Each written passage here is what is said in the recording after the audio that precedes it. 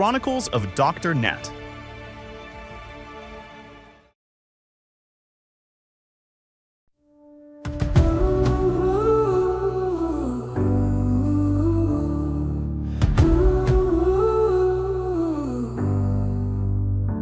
In the land of Ben and David, where the sun meets the sky, a prophet was born. After his visit to King Ndi, Dagata returned to the chamber where the lifeless body of his mother had remained.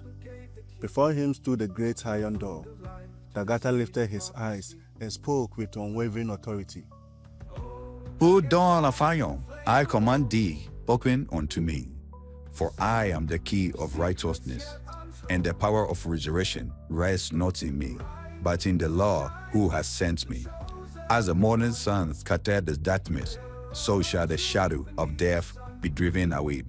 As the earth receives the seed and bring forth its again, so shall the grave surrender my mother.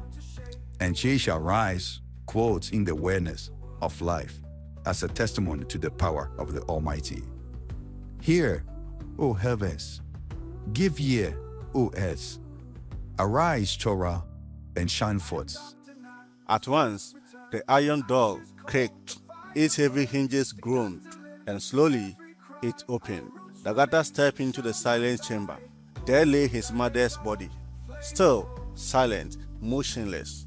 He reached into his bag, took a small pinch of sacred powdered herb, and gently placed it into her nostrils. Then he lifted his voice once more.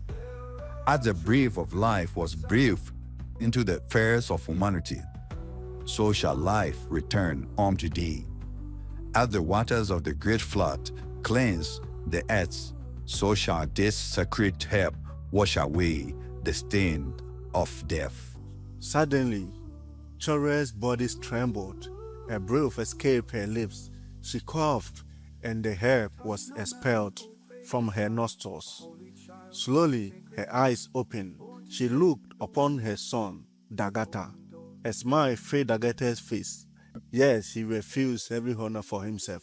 Instead, he declared, The author of this miracle is not I, but the Lord who has chosen to work through me. I am only his servant, a humble vessel, to whom his righteousness and power are revealed. Then Chora arose. She stood firmly upon her feet, as though lifted by a power greater than any earthly strength. She raised both hands towards heavens and blessed the holy name of the Lord. She cried aloud, O Lord, author of my life, thou hast restored me from death. Thou hast brought me out of darkness into the light of a new dawn. Thou hast revealed unto me the great deeds of thy resurrection power. Therefore, I shall declare my praises to every generation. Dagata looked upon his mother and said, Mother, thou hast been restored to the fullness of life. Thy story shall become a testimony to the limitless power of God. Thou hast walked as a witness to his righteousness, his mercy, in his resurrection power. Chora bowed her head in reverence. Then she answered, Yea, my son, I shall faithfully bear witness to his mighty work, for my eye have seen his glory, and my soul has known the transformation power of his resurrection. Dagata gently took her by the hand. Together, they walked out from the chamber into the brilliance of daylight, like one emerging from darkness into everlasting light. The people gathered around them, their eyes widened in amazement. They stood in silence, unable to comprehend what they had witnessed. Then they whispered among themselves, Behold, the boundless power of the Lord. Death has become life. Darkness has become light. Truly, terror has been raised through the mighty power of God. But Dagata answered them, Not I, but the Lord alone has done this. I am only his servant, his vessel, through whom his power has been revealed. And all the people lifted their voices, praising the Lord and giving thanks for his mighty works.